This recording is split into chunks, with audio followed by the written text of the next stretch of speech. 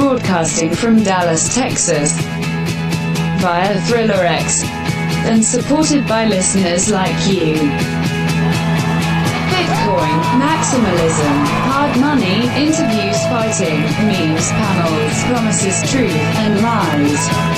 Keeping you up to date on everything Bitcoin. Welcome to Thriller, BitBlockBoom.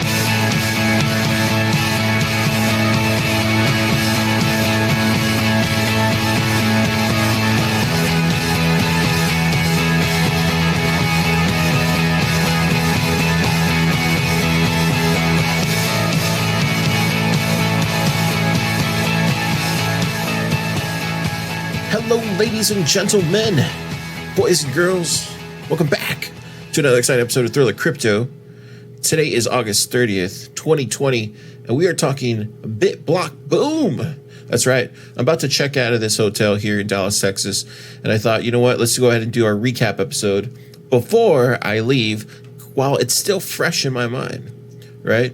You go to a lot of these conferences, you start seeing that you forget half the people you met as soon as you leave the place. So I'm going to kind of give you my kind of thoughts on this BitBlockBoom conference. And the reason I want to do this is because this is, if you listen to our previous Thriller Crypto episode that we released on our main channel, Gary really sold the fact that this was a Bitcoin maximalist conference for Bitcoin maximalists. And that's a really touchy subject in the crypto space. So I want to give you my thoughts on that. I want to give you my thoughts on exactly what I heard in the hallways, what I saw, kind of what my thoughts were on the speakings and presentations. But before we do all of that, let me give you probably the most entertaining speakings that I saw there. The first one is from Jimmy Song. And I don't know Jimmy personally. I've ran into him a couple times at South by. I tend to see him in Austin whenever there's anything Bitcoin related. But I don't personally know him, right? Other than the fact that he is a prominent Bitcoin maximalist who is also a developer and a book writer and really intelligent. So when I saw him give this presentation, I couldn't help but think like, gosh, he looks really nervous. I've seen him speak several times, and every time I see him speak, he just looks really cool, casual, to the point. But this time he just looked nervous. And for whatever reason, you can kind of tell what he was talking about was really personal to him. There was a questionnaire afterwards, and somebody asked him a personal question, and he answered it, which was kind of surprising because a lot of people in the space don't usually do that. They don't want to dox themselves. So this first talk is from Jimmy Song. And he talks about the moral case for Bitcoin. And he really does a really good job of really hitting home with, individual liberty versus elitist vision.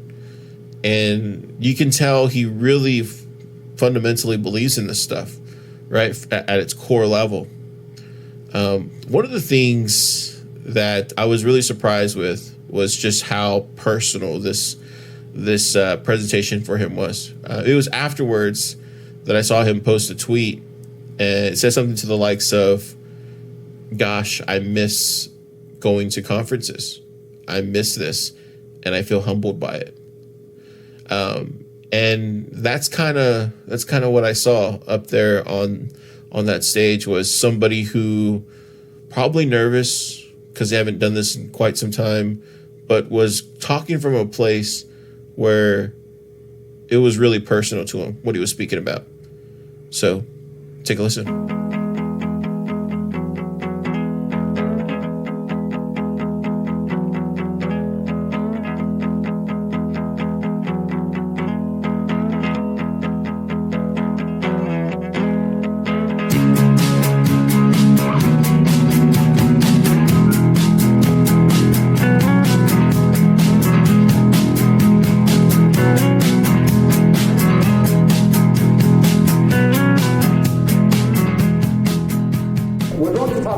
case for Bitcoin, and I'm going to do it in these sections. So first we're going to talk about individual rights. There are two theories of individual rights that we'll cover.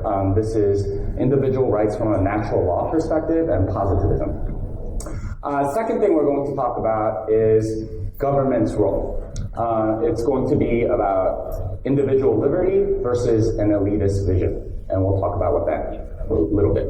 Then we'll get to fiat versus Bitcoin and how those, both of those relate to the previous two. What is its stance on individual rights and and the role of government.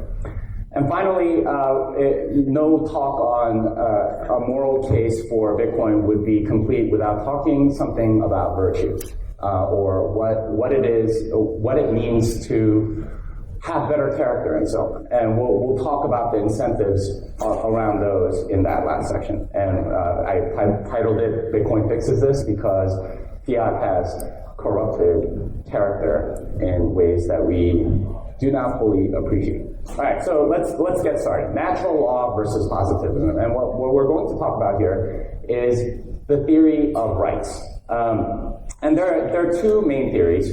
The first is the theory of natural law. This is the idea that rights are something we already have, and that if they're violated by anyone, including government, that it is a violation of moral law. So this is a passage from the Declaration of Independence.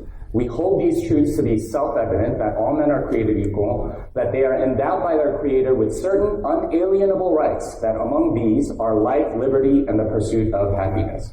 And this is from the Declaration of Independence.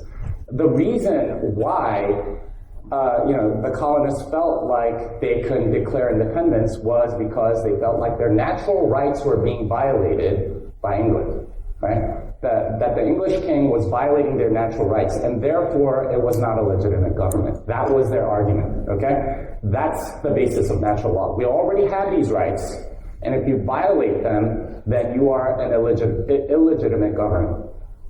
Now, the other view is something called positivism, and this is the idea that the government gives you rights, that the government gives you things that you can and cannot do, and that rights are not legitimate unless the government explicitly gives them to you. So this is a good example. If you can give someone a haircut at home, but if you want to get paid for it, you have to get a license, you have to get permission. Somebody has to say that you can. From government, from the authority, and they are the arbiter of morality. That is the positivist, view of morality or of rights. So why would people like natural law? Well, I mean, first of all, it's common sense, right? And that was one of the tracks from the Spirit of '76 was Thomas Paine's Common Sense. It's just very intuitive. Natural law is intuitive. Okay, it's wrong to kill people, right, with no reason, and things like that. It's also fairly just and universal. It's very easy to say, okay, this person violated this person's rights, and it's fair to people. And finally, it is individual-centric because you are protecting each individual's natural rights. They have the right to life, liberty, and the pursuit of happiness and other things. And it's attractive for those reasons. Now, why would anyone like positivism? Well, usually it's people in power, and the reasons are, first, it's much easier to enforce. Right? Positivism says if you are not given that right, then you are in violation. Right? If you don't have a license to cut someone's hair, then you are in violation if you are collecting payment for that. And therefore it makes enforcement much, much easier. With natural law, you get new technologies and stuff like that. Do you have the right to privacy on a device that's on the cloud and things like that? It's very hard to figure out, and it requires a lot of thought and a lot of jurisprudence in order to figure out. With positivism, it's very easy for the authorities to enforce because it either is or it isn't in violation of the rights that they've given you. And that means that they have the right, more or less, to change the scales of justice. They could say, okay, well, we're going to treat these people differently than these people. And this is very convenient for those in power. And it's very beneficial to bureaucrats because they get to set the rules. They get to say, okay, this is something that we get to do. And you have no recourse because we get to set the rules. There's no higher authority that you can appeal to and say this is unfair. So that's natural law versus positivism. And at this point, I want you to recognize that natural law is moral, positivism is highly immoral. And in fact, if you look throughout history, all of the worst governments with the worst atrocities, every single one of them was positivist. The state gives you the right to do something. The state gives you the right to do X, Y, or Z. And they take stuff like your right to life, your right to liberty, your right to pursue happiness. And that's one of the things that they end up doing with the power that they have. So if you're a believer in positivism, you can sort of stop the talk right now. I don't really have anything more to say to you. But if you're a believer in natural law, let's go on. Let's talk about the role of government. Because there are two possible rules of government, individual liberty versus an elitist vision. And according to the Declaration of Independence, it's all about individual liberty, right? The government's job is to make sure that you protect the rights of individuals. We'll talk about elitist vision, but this is more or less the difference. It's leave us alone versus take care of us all, right? Some vision that you might have. And you know, I realize that this slide makes it look like conservatives are good and liberals are bad. Not the case at all. You'll see in the next slide. Conservatives are not scared at all. All right. So here are some possible elitist visions that governments can have. Workers, paradise, something like that, right? This is a Marxist vision. Or a racially pure community, right? That's the Nazi vision, or whatever. These are elitist visions, and this is a way in which those in power try to enforce their vision onto the populace. Another one, safety, right? This is how we get ridiculous things like the TSA. It's a vision of, okay, we need to make sure that things are safe, so these are the things that we're going to do about it. This, by the way, tends to come from the conservative side. Social justice, we're going to have equal outcomes for everyone for any particular thing.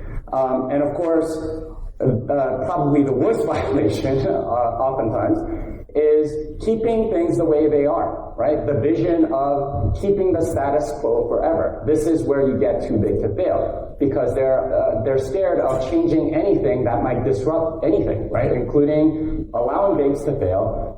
Even today, right? There's a ton of people, ton of businesses that have taken PPP loans. We want to keep the status quo. We don't want things to change. That is the elitist vision behind that. And all of them are bad because they are taking away individual liberty. And it's not about conservative versus liberal. I mean, keeping the status quo is very literally conservative. It's conserving whatever happens to exist right now. All of those are violations of our individual liberty, and they are therefore immoral. Now, what are the consequences of, enhancing individual liberty? If government does its job of protecting individuals, their natural law rights, well, first of all, there's a lot more entrepreneurship because you don't need permission anymore, right? Like, you can go do whatever, and it's something that you have a right to do without getting permission from somebody else that might violate, somebody else's elitist vision. And that leads to virtue. This is a painting of the four cardinal virtues. This is prudence, temperance, justice, and fortitude. I'll have more to say about that later. And all of that means that people get to build what they want. And this is how civilization builds, is that when people build what they want, you end up making lots of stuff. And you end up creating civilization. Now, the consequences of an elitist vision is that they are trying to take society to a particular place. And that means that there's some permission required. There always needs to be some sort of bureaucratic stamp of approval on whatever it is that you want to do. And if you violate that, well, they're not going to like you. They're going to fine you, they're going to imprison you, take away your individual sovereignty. And that means that there's less virtue ultimately for individuals, because you're not incentivized to do all of these. It's hard to be an entrepreneur, right? And you need prudence, temperance, justice, and fortitude. You need all of those things to be a successful one. But if you have another standard besides the market, then you're going to have different incentives. And that's essentially what happens when you have an elitist vision that everyone has to subscribe to. And ultimately, that means that we become slaves to the state. Right? When the government has the duty of protecting individual liberty, then the state becomes servant to the people. But when there's an elitist vision that they are trying to promote or to go towards, then we become the slaves of the state. Right? That's the big difference here. If you're protecting individual liberty, the state is your servant. If it's an elitist vision, then you are its servant. That really hit home for some reason. I think it's because he had a picture up of somebody who was basically a martyr, right? And when he said that, you know, they could take away your liberty, they can take away your life, they can do all these things, but at the end of the day, Bitcoin is a belief system, and the next person can take that belief system and run with it. So this next speaking, it's not going to be a surprise. It's Tone Vays. There is one thing. This is my first time ever seeing Tone Vays like give a speaking. There's one thing about that I noticed right away was this guy really captures a room. Not quite like,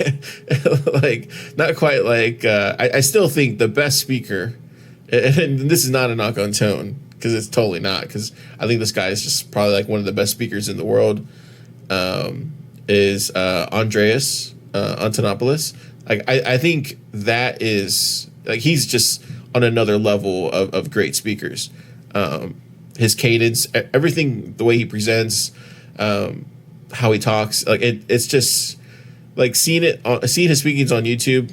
That's fine, but until you see him in person, I've never, and to this day, I still haven't seen a better public speaker than him. I mean, he's just on a league of its own. But I will say, Tone, on another hand, he has a way of capturing the room, and I mean that not in a like look at me kind of way, more like he walks in the room and everybody's genuinely gets happy. And I know what you're probably saying. You're probably like, oh, car. What are you talking about? No, it's kind of like, and you know, I watch his YouTube videos when I have time. I generally like the guy. I think he's great. I think he says controversial things. But you know, there's a lot of people in this space that say controversial things. But I think what he does is when he walks in a room, there's a genuine sense of like just everybody starts smiling, right? Because Tone's in the room, and you can kind of see that on stage. Like, he has this way of being very open, upfront, casual, easygoing guy. Like, that was really shocking. I've never quite saw that. I guess it doesn't translate when you're watching it on YouTube or anything like that, but that was kind of interesting. And he really gave a fascinating and really very heavy on statistics, which I was very surprised that he did his homework. But he literally comes out the gate and starts talking about Charles Hoskinson, and I didn't get a chance to record that. But you know, I thought that was completely fascinating. He just goes off on Cardano. But his speaking was about why only Bitcoin can be considered sufficiently decentralized. And I think he really convinces me of this point of view. I've always looked at decentralization as a spectrum, right? Being in the IT space, I know how clearly centralized a lot of things are.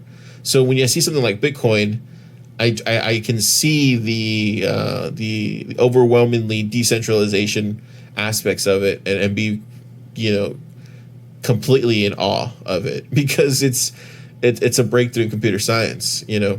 And so when I see these other platforms like Ethereum, like EOS, like Tezos, like Cardano, it's clearly centralized. But I think what Tone does is take it to another level. He starts talking about how you have, you know, core developers in the Bitcoin ecosystem, and you have miners, you have nodes, and he goes through this whole talk on all this stuff.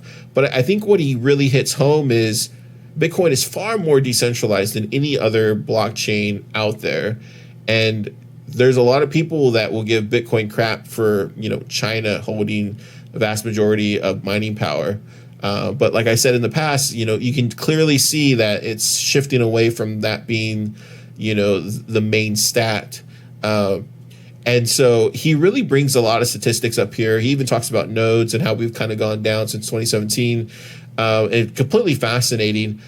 Surprisingly, Litecoin has far more decentralization than I really thought existed as far as mining.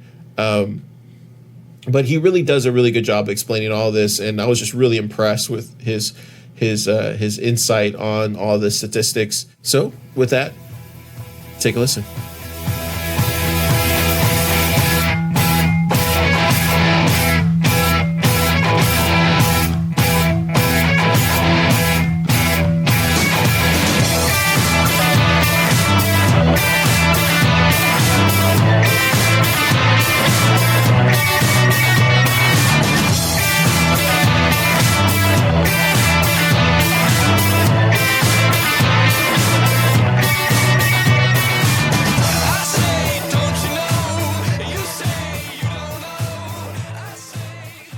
Bitcoin is just a base layer, and the protocol is getting really advanced with second layer solution and what is being built on top of it. So thank you, Lucas Nuzzi, for this graphic.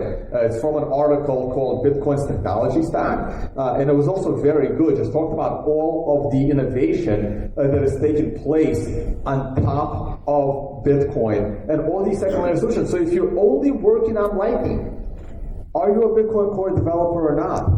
So this is the other thing to try and explain to people that Bitcoin is just a foundation. You have all of these layers being built on top. And I can't wait. And a lot of them are being built out at the same time. And that's why when people say, well, when is Lightning coming? When is this coming? But all of this is going to hit.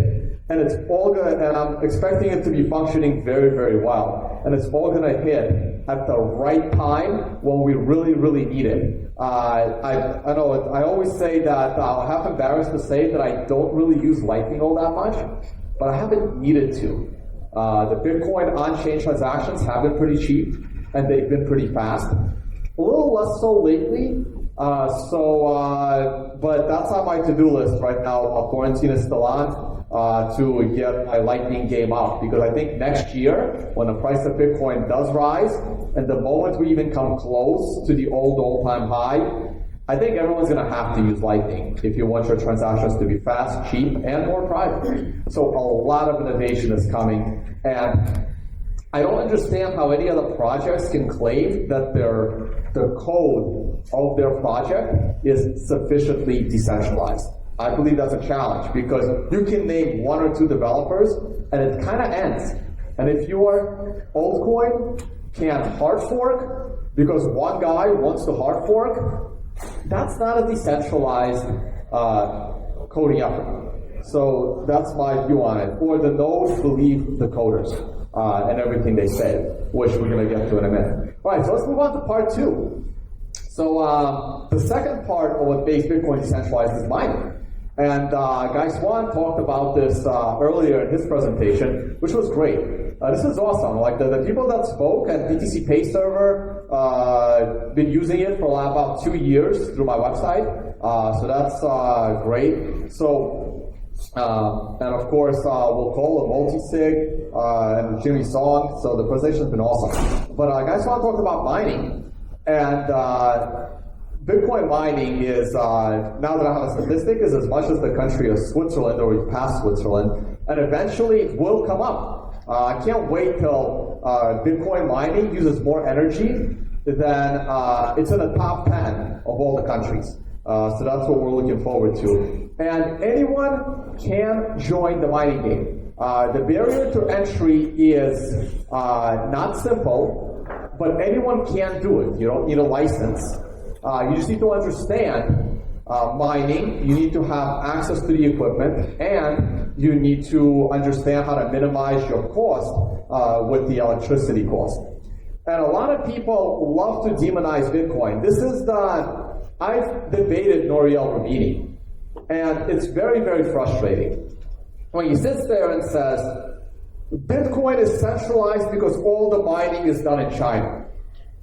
And that's just incorrect on so many levels.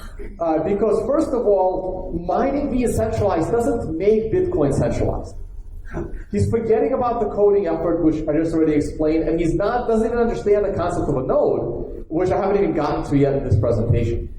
And mining isn't done by single person node, it's done in pools, and anyone can join, enter, and exit the pool. And mining in China isn't as big as it was before, and even if it was big, that's still okay, because the user activated salt fork proves that miners are not in control. They have a job, and it's a very, very important job. Very important job to keep Bitcoin decentralized. But the pool operator still has a lot of theoretical control over what happens. But that's because everyone is still running Stratum version 1 in their pool software when a block is found, and that is what Brains is trying to change, which is it's probably going to happen on Slush Pool first, and that would give the individual miner inside the pool more power as to, or more say as to how that block is being structured. So now, if every single pool adopts the new, basically the new code to how to structure that block, then the picture would look more like the one on the right, where even though it doesn't matter what pool you're in, you're still in control, and the pool doesn't have this centralized aspect to the mining.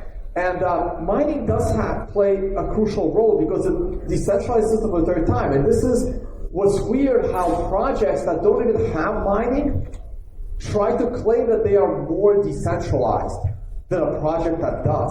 Because they just eliminated an entire third to maximize your sufficient decentralization. And we saw lots of shady things happening in the mining space, mostly on lesser altcoins. And there was a lawsuit going on now, again, with our favorite punching bag, Bcash, where rumor had it that the hash rate from the Bitcoins.com mining pool was used to defend the split versus Craig Wright, because Craig Wright had more hashing power on that chain. They also were able to put, what do you call it, like stop the code from being updated with checkpoints into the code. So everything just went centralized in order to protect your blockchain, which is not how it's supposed to work. So mining is certainly going to get better. And here's a look at some of the other tokens that are proof of work as well. And you can see how everything but Bitcoin, we have Bitcoin in the upper left, and you can see everything but Bitcoin can basically, you have a 51% attack with just 3 miners. Now, 51% attack is a whole other thing we can talk about all day. But it's very, very challenging to do a 51% attack in Bitcoin because of game theory. It's very easy to do a 51% attack on an altcoin. Ethereum Classic is not even on this list. They just had a 51% attack, and the reason why it was easy, one of the reasons is because there's not that much hash power on it, so it doesn't cost you much to acquire 51% of the hash rate. But the bigger aspect of why it can happen is because you have another coin you can move into. And you're going to attack it through an exchange. You're going to double spend the exchange. But you can move that money into Bitcoin. If you try to 51% attack Bitcoin, where are you going to move your money to? What is your exit point? right? How do you get it out? You can try and get it through the bank, but that's not going to end well for you. So there's a lot more things that protect Bitcoin from a 51% attack than the theory of, oh, I'll just have enough hashing power. Okay, how do you get the money out? It's like, hey, I just snuck into the gold vault of the Federal Reserve. Okay, how do I get the gold out?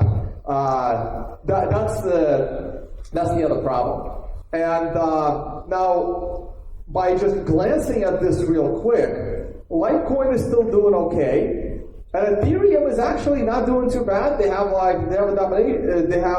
two of the pools. One of them is probably unknown. I'm not a big fan of. It's a double-edged sword. If you have a big chunk that is unknown, so you don't know who's mining it. On the one hand, it's good. It's anonymous. You don't have to. No one has to know who's mining it. But then if like 80% of your mining is being done as unknown, you really don't know if it's a single miner that could attack the coin. And it doesn't make sense to attack it if that's the highest level coin like Bitcoin. But if it's not, it certainly will get attacked at some point. And the irony is that if we look at Ethereum, which I was going to talk about at the end, but if we look at Ethereum, they have the same three aspects. You have nodes, you have miners, and you have the code. Well, it's pretty obvious that the coding is fairly centralized, even though they claim they have more developers. But it's not about the quantity. And some other projects, going back to the code part, it's not about the quantity of your developers. Do you want as many as possible? And it's definitely about the quality of your developers, but I'm sure there is some altcoin project out there that says, we have the smartest engineer in the world. Yeah, but it's the combination of quality and quantity. If you have one amazing smart guy, okay, that's great. And if you have 18,000 coders that no one's ever heard of, that's okay. But that combination of quality and quantity is what separates Bitcoin from the rest. And Ethereum's mining is actually pretty decentralized. But guess what they want to do? They want to go proof of stake, which just baffles the mind. They go proof of stake because they understand that the way they're mining is not going to last in the long term. But it's just, to me, that's funny that that's out of the three things, as hard as it is to run a node, and you can read Stop and Decrypt's articles for that, their nodes are way more centralized. Full archive nodes. And their coding is centralized. The only aspect of their chain is decentralized as mining, and that's what they're looking to get rid of, which I find incredibly comical. All right, so let's move on to the last part. I have about 6 minutes left, and that's the nodes. So this is the one way that someone like myself can actually participate. Yeah, I run one miner, but that's more of a hobby. I can't really help the Bitcoin network much by running a mining farm, not my specialty. I do have a degree in financial engineering, and I was coding at one point, but not very well. So that's not going to happen either. But I can run a full node. And that's really, really important. And if we look at the full nodes, and we all learn how important nodes are, again, during the user-activated software. And the latest statistics from BitNodes are estimating that there are about 10,000 nodes. You can see the concentrations in the US and in Europe, even more so in Europe. Not as many in Asia. But these are statistics are on listening nodes. So these are the nodes where you're actually connected to the network and you're letting the network know that here's my node and it's open. And Lukasz Jr. has a different view on nodes. And right here's a graphic from May 2019. And he estimates that there are closer to 100,000 nodes. This is about 95,000 nodes. Because you don't have to, present to the world that this is my node and it's open on the network. However, in this graphic, you can see that he lists only 26,000 of those nodes as having the most updated and the most recent version of the code. Is because a lot of people, while they take some time to create that node, they don't pay enough attention to it to keep it updated. But here's the worst part. This is a May 2019 graphic that shows close to 100,000 nodes. Here's the picture I took a few days ago. And this graphic, and if you just add those up, that's about 12,000, 12,000, 12,000, that's about 37, plus 5,000 of actual latest software updated nodes. And where the prior graphic, if I have them next to each other, that was 26,000 in green, that's 5,000 in green. And if you add up all the nodes on the left-hand side, that's closer to 50,000. So according to Lukash Jr., we lost about 50,000 nodes in the last year. And again, this is really, really important that enough people, and 50,000 nodes is sufficiently decentralized, but look, the area that has outdated code is also growing. And this is a little bit unfortunate, and hopefully, like Start 9 was doing their demo, and more projects will come out that will help people take sovereignty of their nodes to make that system, that part of Bitcoin decentralization, more decentralized. Yeah, and that was BitBlockBoom 2020. Tone's Vase was very insightful. Of course, Jimmy's was as well. Again, there was other speakers that did a really great job. And so, hats off to the whole conference. The lineup was just great. I felt like every speaking was tackling one aspect of the Bitcoin ecosystem in a way. And so you kind of got an update of sorts for what was going on with the state of Bitcoin. And now I'm going to give you kind of my recap on everything.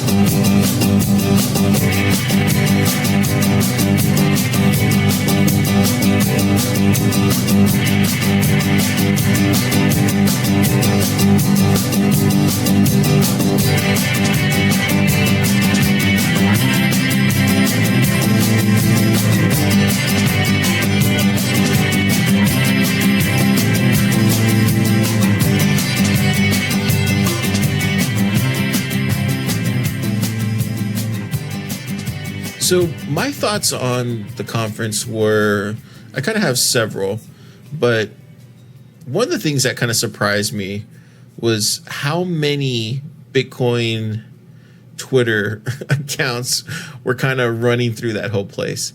There was multiple times where I would walk through the hallway and there was chatter of people trying to figure out who was who on Bitcoin Twitter.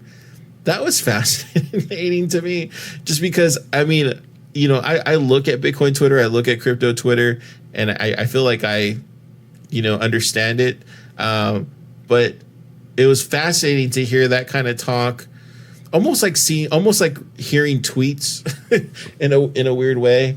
That was fascinating. I was just like, are people trying to figure out who's who? Like, it was weird. That was really weird. That was surprising to me. Maybe it's just my weirdness with social media.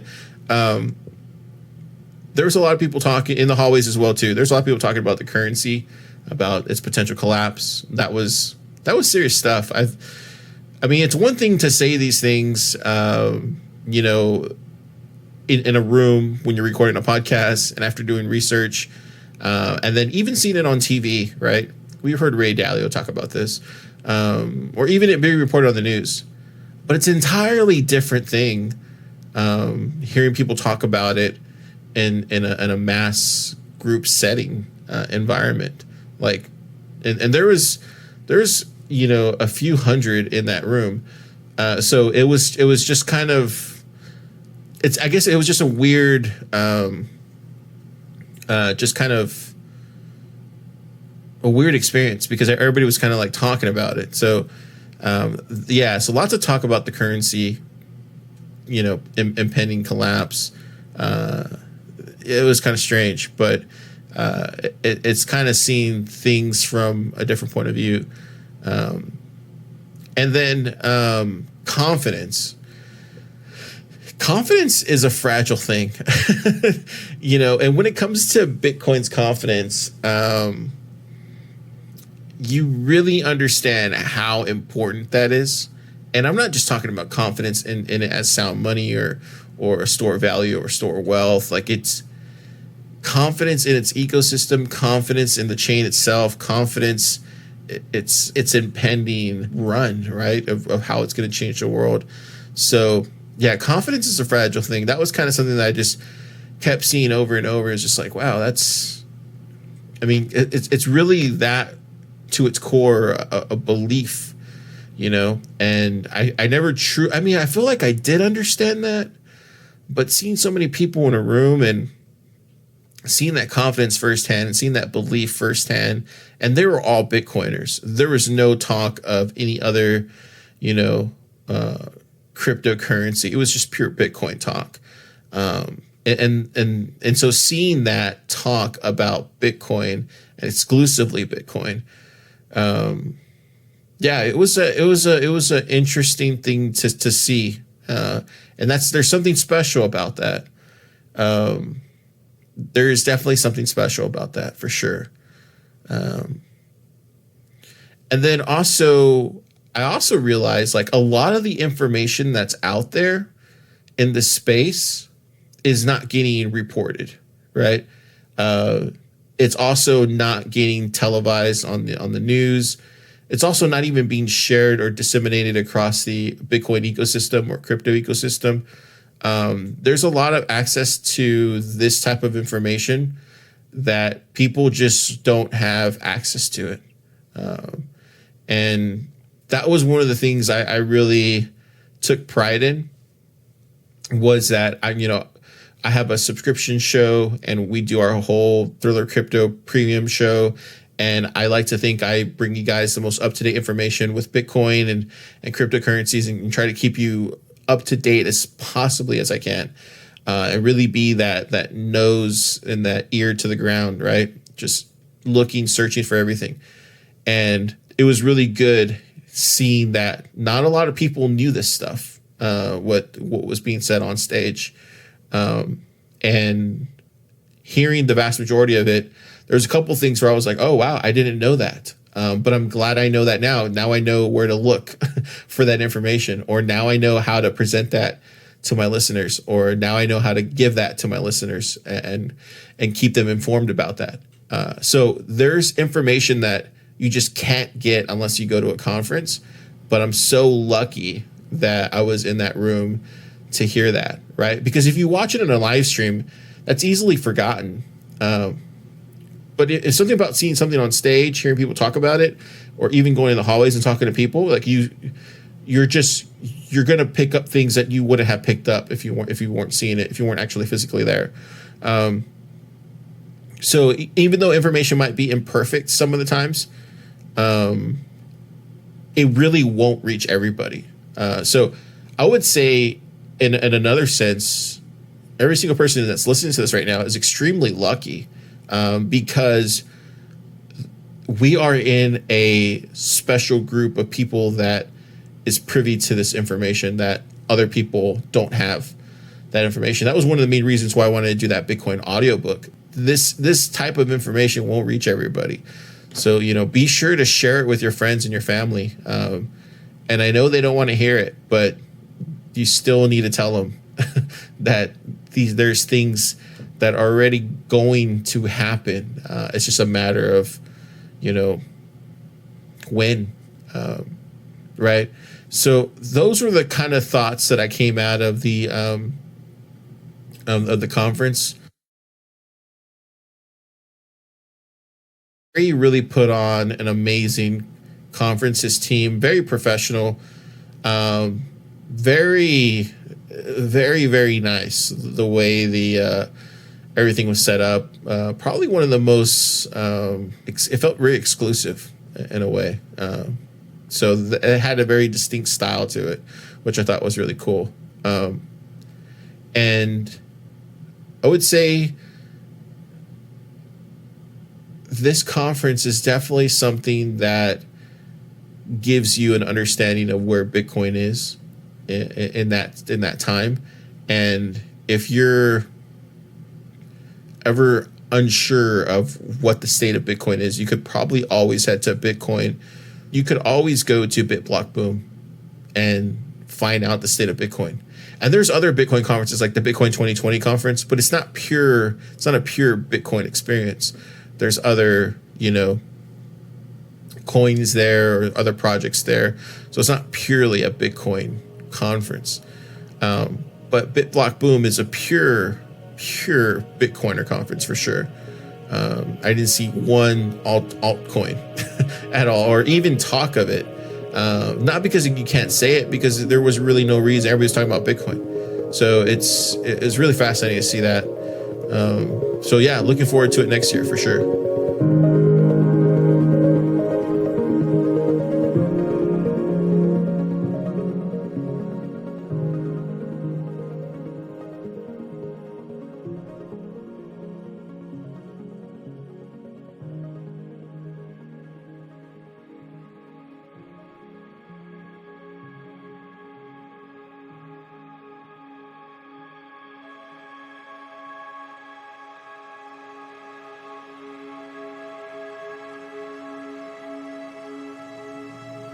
So I hope you guys enjoyed the coverage of BitBlockBoom. There's one thing about this space, and one thing that everybody should know is you're going to constantly be learning. And I really saw that this weekend.